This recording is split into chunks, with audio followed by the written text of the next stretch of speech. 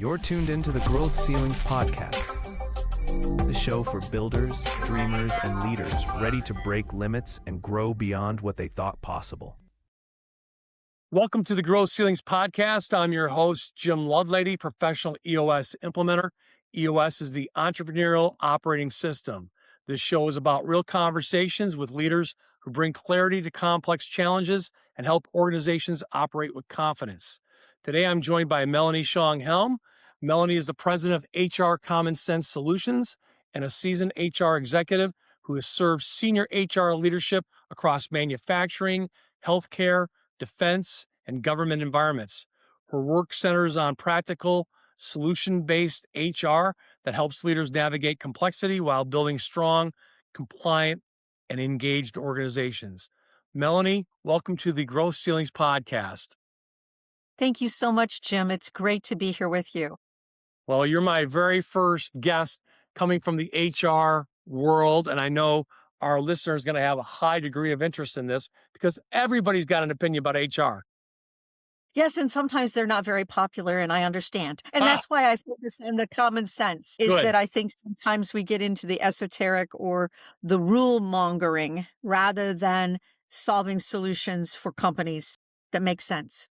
You're going right where I want to take you, and that is your approach as common sense HR. What does that mean in practice? Well, to me, what it means in practice is knowing your client or knowing your company's business. If you don't know what it is they do and how they do it, it's very difficult for you to create a solution for them that fits and matches their organization rather than a cookie cutter style approach where you're mandating solutions. That's why people don't like HR. That's why they don't listen to us, is because we so often are caught up in the rule mongering rather than how do I help you do exactly what you need to do, keep you compliant, mitigate your risk, but find a solution. So where do leaders most often overcomplicate their HR human resource issues that actually need simple clarity? So I think one of the areas, frankly, is in the whole management of the FMLA process and the accommodation process, that so often it's scary. I can remember the very first time I sat down to do an accommodation conversation with an employee and, fear of saying the wrong thing or asking the wrong question and understanding that it's a process, that it is not a one-time event, that it is an ongoing process that you have with the employee, and that just because the employee asks for the $700 chair doesn't mean as a company you have to buy the $700 chair for their back. There are other options that you can do that are ergonomic, that solve the problem. But listening is really critical, both to the employee and as well as to your client or your company. I'm dying to ask this question. This is not something I had done ahead of time. As you're speaking, you're making me think, like you mentioned FMLA, you talked about somebody perhaps with a back issue, someone who needs a special seating area or chair to accommodate them. What I've observed in many years in business is like people come in and they say all the right things in the interview process. They get on board and all of a sudden it turns into a righteousness effort. And all of a sudden they have to have all these accommodations and things provided.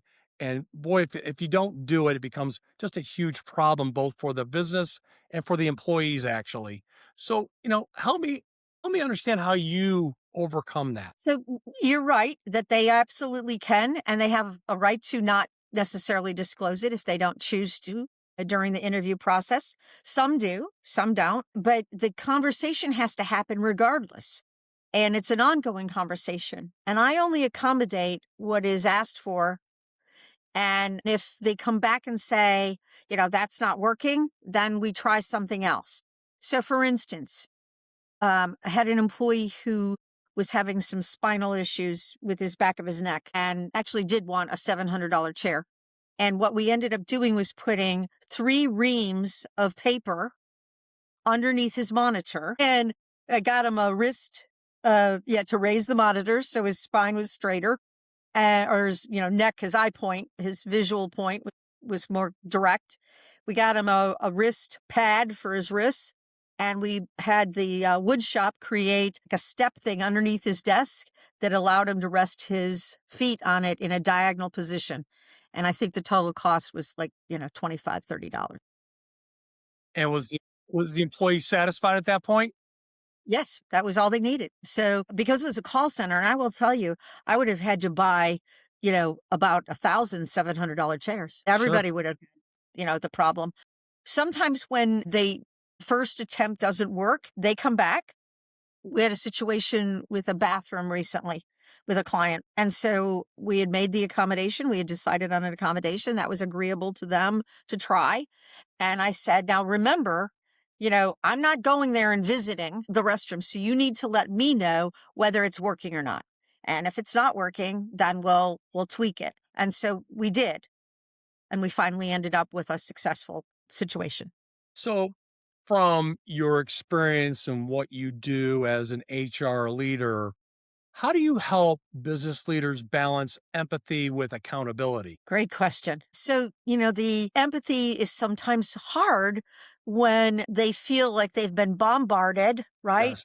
With this employee who now wants all these bells and whistles or whatever.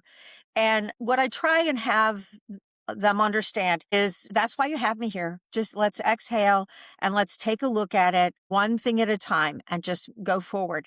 And then understand also that I need to make sure they know this is not me being, spendthrift or being overly liberal in the application of the law.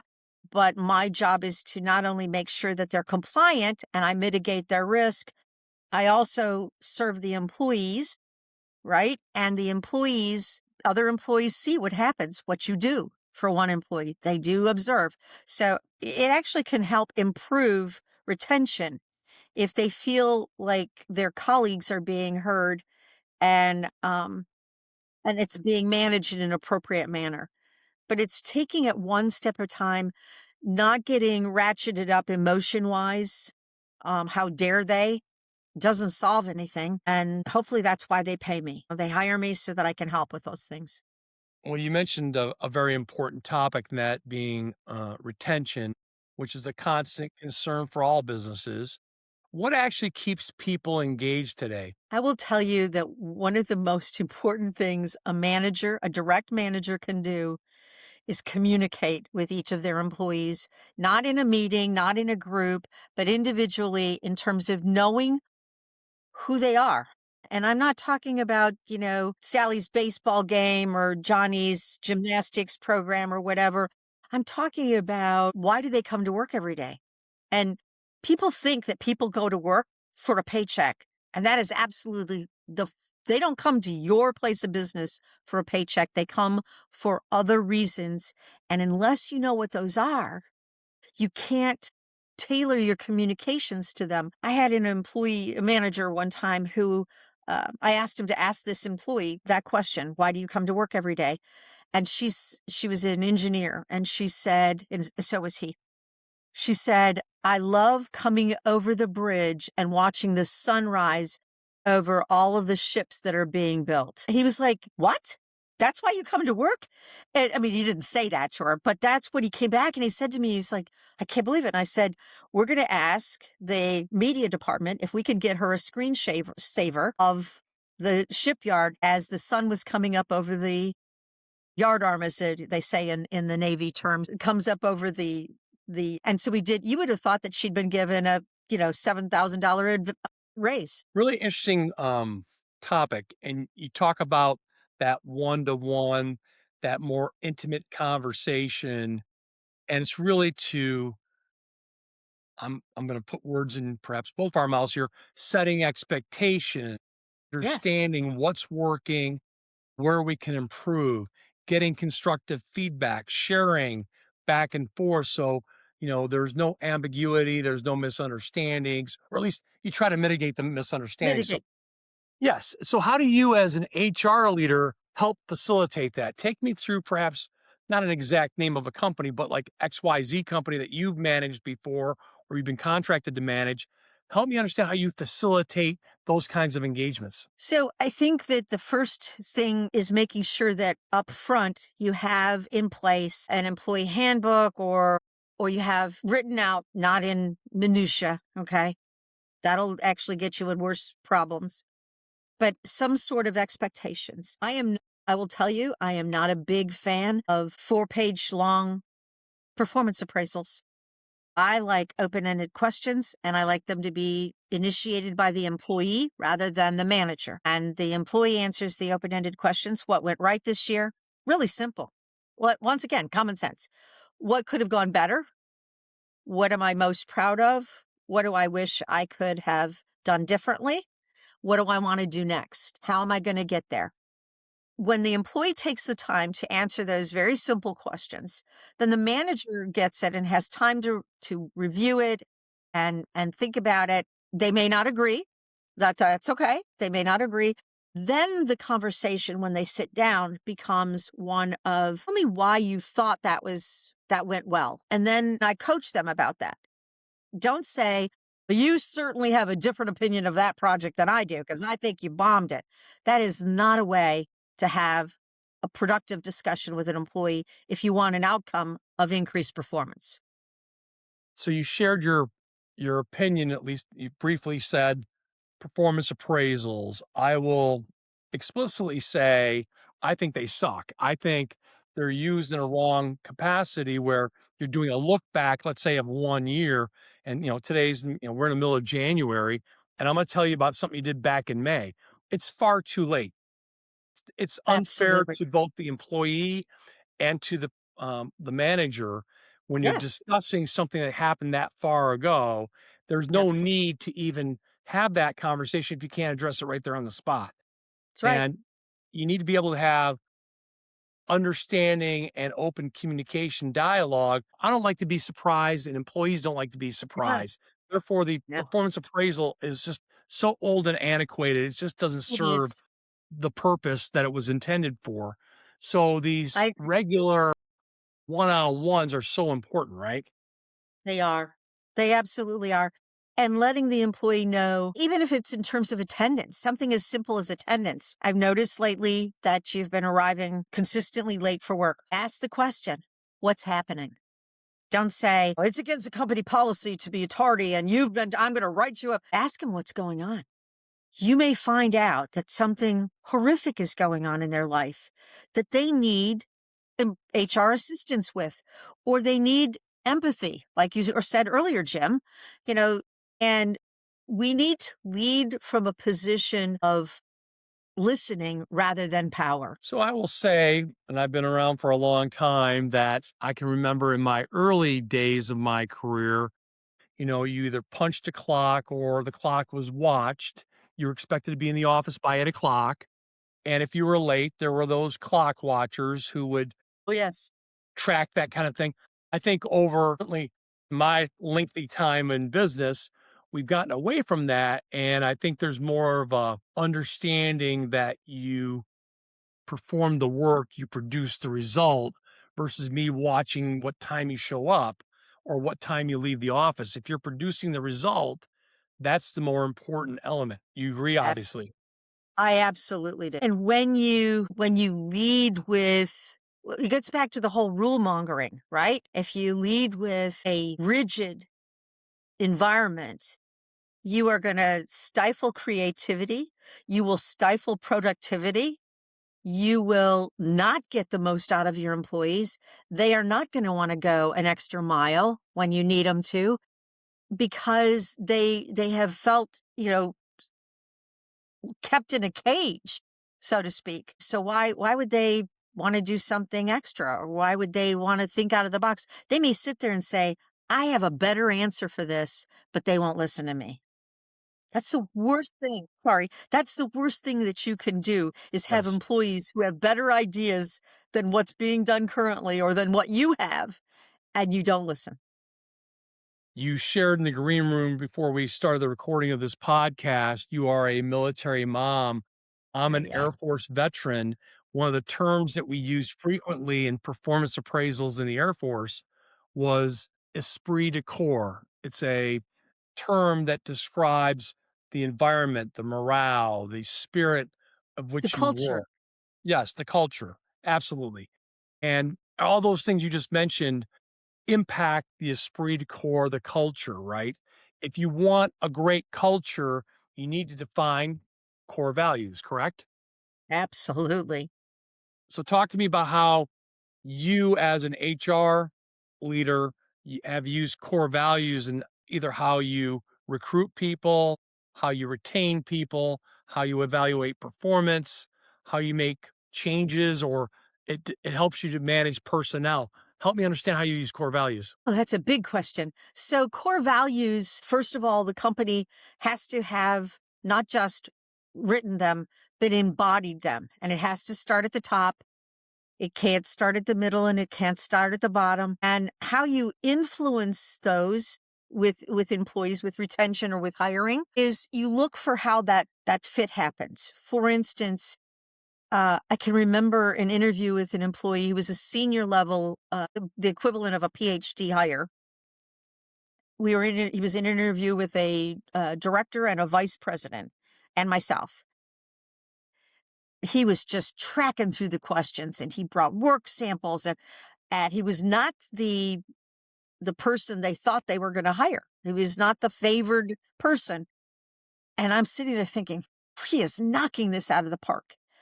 And we get to the point where he is asked by the vice president, what questions do you have? What questions would you like to ask me? And his statement literally knocked the legs off of the chair that I was sitting in. He said, why are you bothering to interview other people when I know you've already chosen who you want?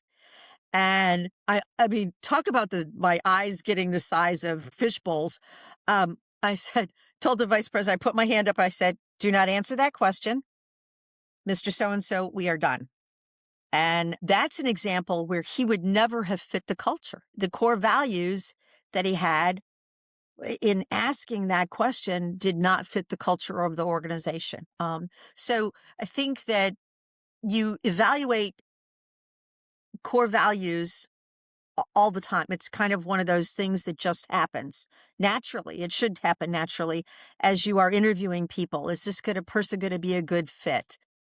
Are they going to I had an applicant recently who said they were only hiring one particular person for this role because the company is small. And they said that they didn't want to be one of the only people doing that job. That's not a fit. They had the skill set, Right. but it's not a good fit.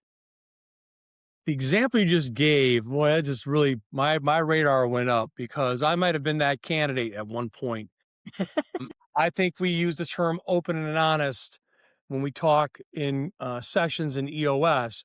We talk about being open and honest with each other. Right. And I might be intrigued by that confrontation just to dig in a little further to understand that person's motivation and what they're saying. You very well are right, where that person may not have been the right fit, may have been too abrasive and all the rest. But I would be intrigued by that because that's not something you hear each and every time you're conducting interviews. And I think too often, too, hiring managers are number one, they're not trained on how to ask the right kind of behavioral based questions.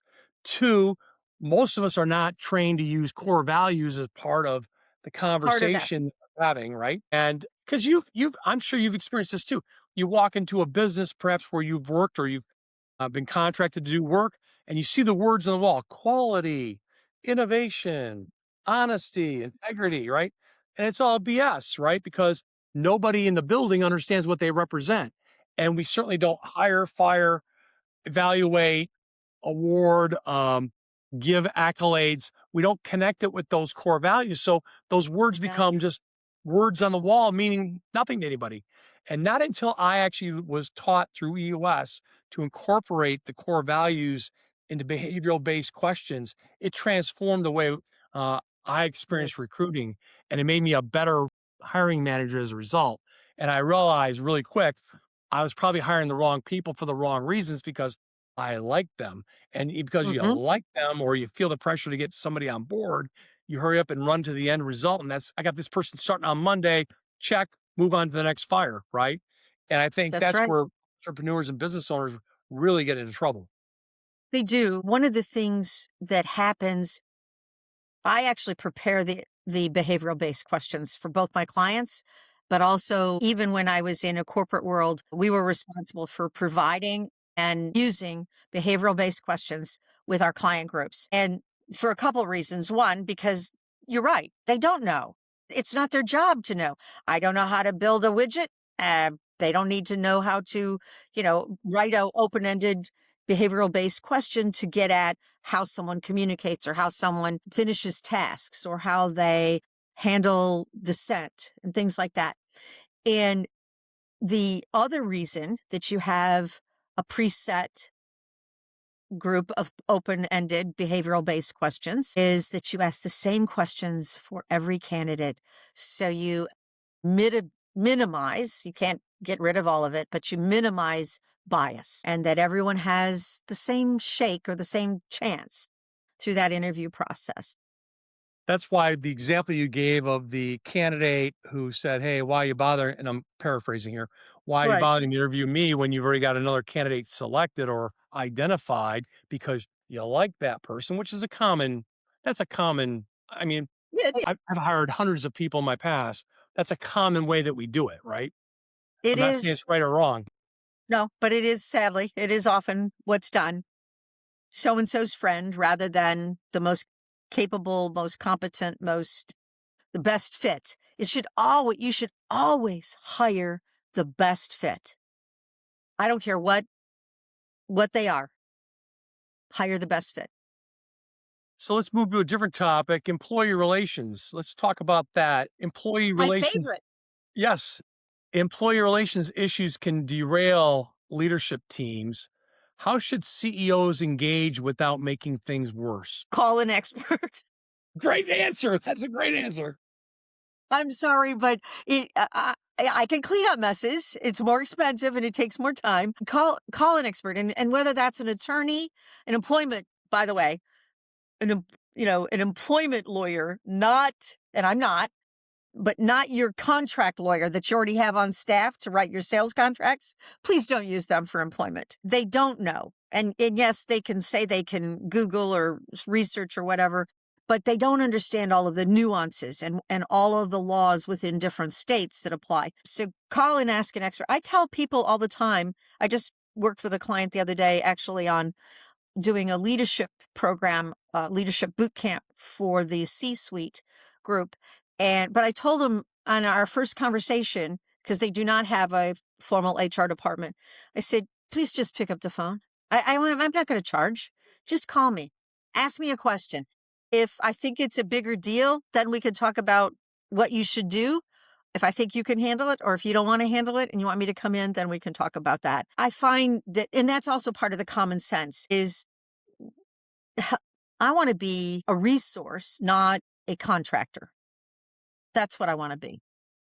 So you've handled some sensitive investigations and compliance challenges along the way.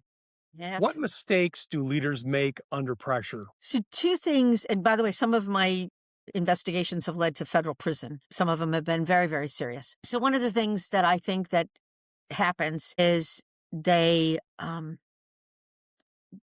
listen. The one thing that I tell every person that I teach investigative skills to is if you don't do anything else, do not write out any question at all. You use a blank pad and you ask the first question, and whatever they say should be what leads you to the next question. If you have a list of questions, you will not listen.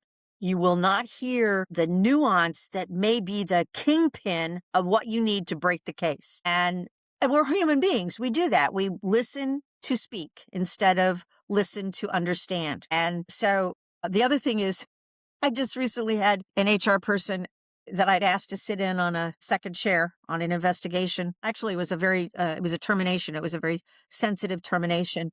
And I asked them to take notes while I handled the termination. And they brought in their laptop and proceeded to type while I was conducting the termination. I wanted to die. Now, it turned out beautiful. I ended up working with the employee. They had never had Social Security. And so I sat with them for hours, getting them signed up for Social Security and whatever other outside programs I could help them with, so that they were, as whole as possible.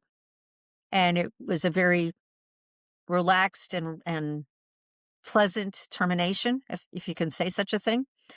But I said to this person afterwards, do not ever type notes when you are doing discipline or a termination. First of all, I'm not going to say, if you're sitting there typing and you ask me a question in an investigation, I know you're typing. I am going to be very guarded in what I say. And I'm not going to give you the information you need. It also is discoverable. My notes, my private notes, will be provided to an attorney for the company, the client or my company, and they may or may not be discoverable, but they are not initially electronic discoverable documents. And so we did have a conversation about that afterwards. Certainly an important piece of wisdom you just shared there, and I appreciate that. So let me get you out of here on this. What advice would you give a CEO who feels overwhelmed by people-related challenges? I think that is something that they often feel, and their specialty, the reason they created their whole company, is based upon a skill set they had, whether it is for designing something or engineering something or, a particular product or process. And then unfortunately what comes with it is people. They weren't equipped to handle it. And so I think that the best advice they can have is to listen, take some notes, and say that, let me work on this and I will get back with you before the end of the week, or to give themselves some time to breathe. Now, obviously, if it's a, crisis situation, that's different.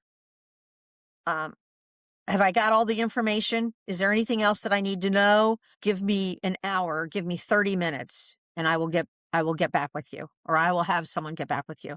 And then, pick up the phone and call the expert to give you some advice. Or, one of the things that I tell CEOs is that as wonderful as AI is, it's sometimes wrong.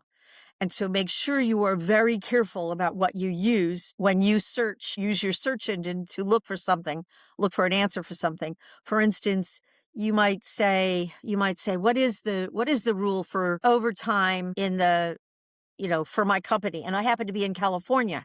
Okay. Well, the law for overtime in California is far different than the law for overtime in Florida. Sure. And it starts every single day. So if I work 8 hours in 1 minute, I'm on overtime. In Florida, if I work 40 hours and 1 minute, I'm on overtime. And so you need to make sure that you're asking the right questions. And I would double check any kind of search engine or AI research that you do. And I will tell you, what else I would tell a CEO? I am membership in Society of Human Resource Management, SHRM, not to attend necessarily their meetings, but because you can go online and you can ask questions and you can find resources and you can even ask an expert. And I know that they've had a lot of press lately, negative press for bad decisions that they made, but their website is a wealth of information. How's SHRM spelled? S is in Sam, H is in Henry, R is in Robert, M is in Mary. You see it all the time, but I think many leaders, many business owners really are not intimately knowledgeable of what that is. And thank you for sharing that. It's really good. So Melanie, this has been a fascinating conversation. I think you can tell you get me going here on this topic overall, and I could talk to you all day. It's been a great conversation. You've shown how clarity, fairness, and common sense leadership can turn HR from a liability into a strategic advantage. Your experience gives leaders a grounded way to navigate people challenges with confidence. For our listeners who want to learn more, you can connect with Melanie on LinkedIn and explore her work at HR Common Sense Solutions. Thank you for joining me today, and thank you to everyone listening for being a part of the Growth Ceilings community. Until next time, keep growing, keep leading, and keep breaking through. Thank you. You've been watching the Growth Ceilings podcast. If you enjoyed this episode, make sure to like, subscribe, and share it with someone who's ready to grow.